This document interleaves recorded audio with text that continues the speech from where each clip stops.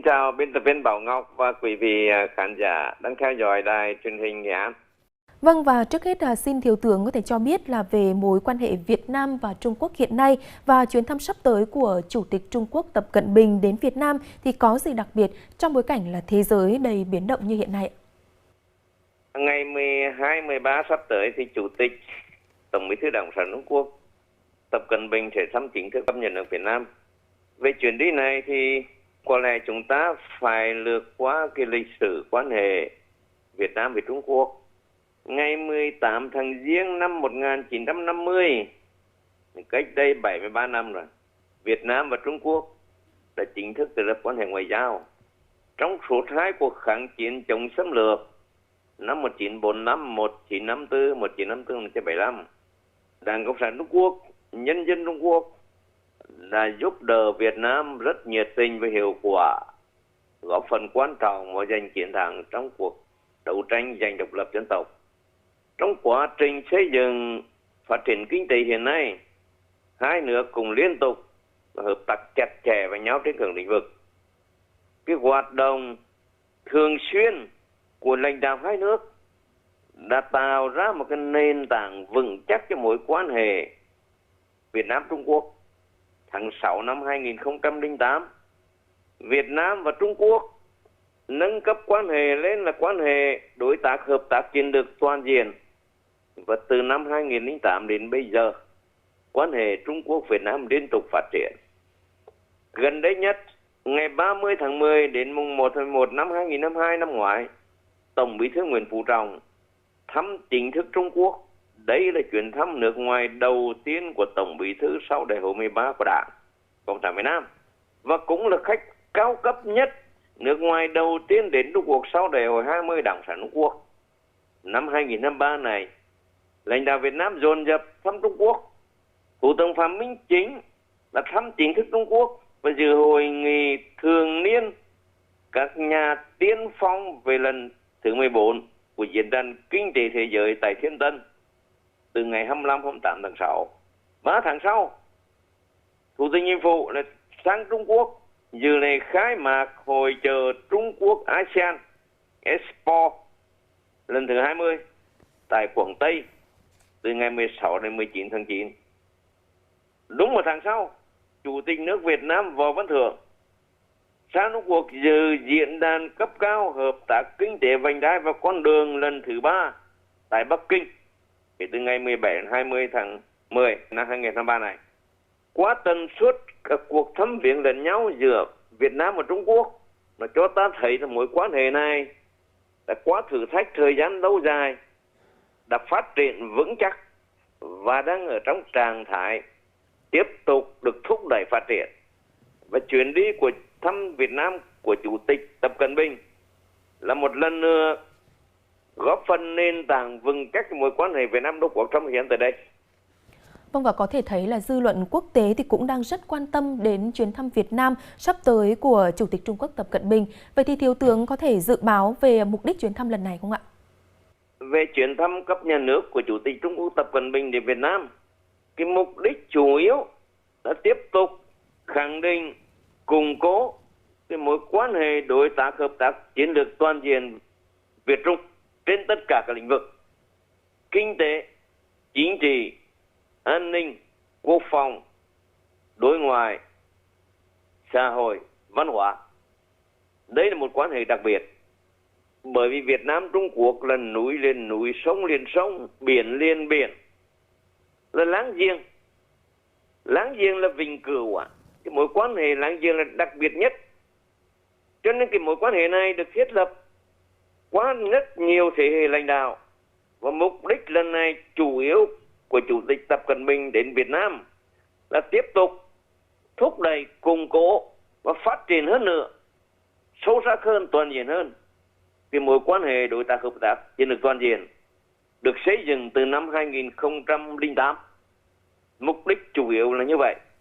Chuyến thăm của Chủ tịch Trung Quốc Tập Cận Bình thì diễn ra trong bối cảnh là gần đây Việt Nam thì đã đạt được nhiều thành tựu lớn trong quan hệ ngoại giao với các nước như là Mỹ, Nhật Bản và Hàn Quốc. Và nhất là việc gần đây thì Việt Nam đã nâng cấp quan hệ lên đối tác chiến lược toàn diện với Mỹ và Nhật. Vậy thì điều này có tác động gì tới chuyến thăm Việt Nam của Chủ tịch Trung Quốc Tập Cận Bình không, thưa Thiếu tướng? Như đồng chí nói là vừa rồi thì Việt Nam đã có một loạt cái hoạt động ngoại giao và tạo ra một cơ sở vững chắc trong quan hệ quốc tế với nước lớn. Đặc biệt là nâng cấp quan hệ Việt Nam Hoa Kỳ từ đối tác toàn diện đến đối tác chiến lược toàn diện vì hòa bình, hợp tác, phát triển bền vững, rồi nâng cấp quan hệ với Nhật Bản, đối tác chiến lược toàn diện, vân vân. Trong quá trình hoạt động ngoại giao thì Việt Nam triển khai cái chính sách đa phương hóa, đa dạng hóa, và lãnh đạo Trung Quốc nói chung, Chủ tịch Trung Quốc Tập Cận Bình nói riêng cũng ủng hộ chính sách đa phương hóa, đa dạng hóa trong hoạt động đối ngoại của Việt Nam. Trung Quốc cũng ủng hộ Việt Nam có chính sách đối ngoại độc lập tự chủ. Và tôi nghĩ rằng cái việc Việt Nam mở rộng quan hệ với các đối tác khác nó không ảnh hưởng đến quan hệ Việt Trung. Và tôi tin rằng Trung Quốc cũng đánh giá cao cái hoạt động đối ngoại của Việt Nam và mong muốn rằng trong quá trình thông qua thắt chặt quan hệ với các đối tác khác thì Việt Nam tiếp tục ủng hộ thắt chặt hơn nữa mối quan hệ với Trung Quốc. Tôi tin cái điều này. Về phía Việt Nam, chúng ta kiên trì một quan điểm nhất quán: Trung Quốc là láng giềng, là bạn bè hữu nghị truyền thống lâu đời, tồn tại vững chắc trong mối quan hệ này bằng mọi cách để vun đắp cho quan hệ Việt Trung. Trong khi chúng ta mở rộng quan hệ với các đối tác khác thì chúng ta cũng tiếp tục thúc đẩy, mở rộng, làm sâu sắc thêm mối quan hệ với Trung Quốc. Vì thế tôi nghĩ rằng Chủ tịch Trung Quốc Tập Cận Bình nói riêng, lãnh đạo Trung Quốc nói chung hoàn toàn ủng hộ cái chính sách ngoại giao độc lập tự chủ, đa phương hóa, đa dạng hóa của Việt Nam. Cái điều này hoàn toàn không ảnh hưởng đến mối quan hệ Việt Trung cả. Vâng, và bây giờ thì cũng còn hơi sớm để đánh giá. Nhưng mà song Thiếu tướng có thể dự báo về kết quả chuyến đi của Chủ tịch Trung Quốc Tập Cận Bình tới Việt Nam và cũng như là mối quan hệ giữa hai nước là Việt Nam và Trung Quốc trong thời gian tới ạ? Đúng là nó còn mấy ngày nữa thì Chủ tịch Tập Cận Bình mới sang Việt Nam. Chúng ta có thể hình dung thế này. Chắc chắn một trong những cái nội dung quan trọng hàng đầu mà Chủ tịch Tập Cận Bình sẽ trao đổi với người đồng cấp Việt Nam.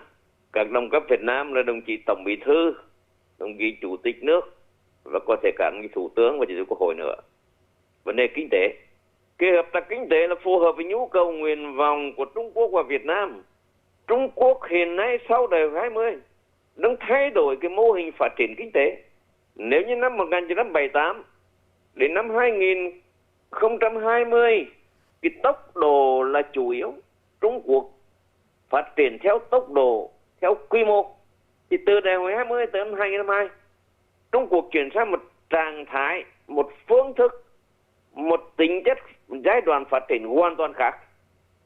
Từ sau đại hội 20 Trung Quốc lấy chất lượng làm chủ yếu, không chạy theo số lượng là 9-10% một năm, có lúc 4-5% một năm, nhưng đảm bảo chất lượng. Trung Quốc lấy khoa học công nghệ làm đòn bẩy để phát triển kinh tế theo chiều sâu. Và mục đích của Trung Quốc như vậy thì cũng phù hợp với Việt Nam. Và họ cần mở rộng cái thị trường cả hàng hóa và đầu tư. Chúng tôi cho lần này cái việc quan trọng nhất, nội dung quan trọng nhất mà hai bên đã được thỏa thuận về mở rộng cái hợp tác kinh tế trên lĩnh vực thương mại và đầu tư. Đây là cái việc thứ nhất. Cái việc thứ hai là những vấn đề khác biệt trên Biển Đông, vấn đề tranh chấp và khác Biển Đông. Chắc chắn thông qua chuyến đi này, Trung Quốc và Việt Nam tiếp tục cam kết giải quyết cái mối quan hệ bất đồng và khác biệt trên Biển Đông thông qua thương lượng bằng biện pháp hòa bình trên cơ sở luật pháp quốc tế. Như trước đây tháng 10 năm ngoái, đồng chí Tổng Bí thư Nguyễn Phú Trọng thăm Trung Quốc trong tuyên bố chung Trung Việt tháng 10 năm 2022 cũng là nói rõ nguyên tắc cơ bản chỉ đạo giải quyết khác biệt tranh chấp ở Biển Đông là biện pháp hòa bình, tôn trọng quyền lợi ích của nhau qua thương thảo. Vấn đề nào dễ giải quyết trước, vấn đề nào khó giải quyết sau, trên nguyên tắc tôn trọng độc lập, chủ quyền toàn vẹn lãnh thổ của nhau, trên nguyên tắc phù hợp với luật pháp và thông lệ quốc tế. thì tôi tin rằng lần này trong vấn đề Biển Đông cũng sẽ là một trong những nội dung và sẽ có những thống nhất. Hai bên hợp tác với nhau để không xảy ra những kỳ phức tạp trên Biển Đông. Đấy là vấn đề thứ hai mà tôi nghĩ rằng chắc chắn sẽ được ra thảo luận giữa Việt Nam và Trung Quốc thông qua chuyến đi của Chủ tịch Tập Cận Bình. Vấn đề thứ ba, chắc chắn những vấn đề quốc tế liên quan đến Việt Nam và Trung Quốc. Trong đó có mối quan hệ Việt Nam, Trung Quốc với Lào, với Campuchia, Việt Nam với ASEAN, Trung Quốc với ASEAN. Thậm chí còn rộng hơn là cuộc xung đột Nga-Ukraine ở mức độ nào để cũng có thể được đề cập. Tất nhiên cả cuộc chiến tranh Israel và Hamas. Nhưng những vấn đề này là những vấn đề mà trao đổi quan điểm của hai bên. Chắc chắn sẽ không có những cái thỏa thuận nào cụ thể trong lĩnh vực này. Đưa ra quan điểm thống nhất với nhau để có một cách nhìn rõ ràng thống nhất trên diễn đàn song phương và đa phương mà hai bên quan tâm. Thì đấy là những vấn đề mà sẽ được trao đổi thảo luận giữa Chủ tịch Tập Cận Bình Trung Quốc với phía lãnh đạo Việt Nam trong cuộc đi này. Và tôi cho rằng là những vấn đề quan trọng nhất trong song phương sẽ là chủ lực quan trọng nhất trong cuộc hội đàm lần này. Và sau cuộc hội đàm này thì chắc chắn sẽ có những cái điểm mới trong mối quan hệ song phương Việt Nam và Trung Quốc. Vâng, xin được cảm ơn những phân tích và nhận định vừa rồi của Thiếu tướng Lê Văn Cương và cảm ơn quý vị và các bạn đã quan tâm theo dõi. Quý vị có thể xem lại chương trình trên website truyền hình nghệ an.vn, trên fanpage truyền hình Nghệ An, Nghệ An TV và kênh YouTube Nghệ An TV. Và chương trình của chúng tôi ngày hôm nay thì cũng xin được kết thúc tại đây. Xin kính chào và hẹn gặp lại.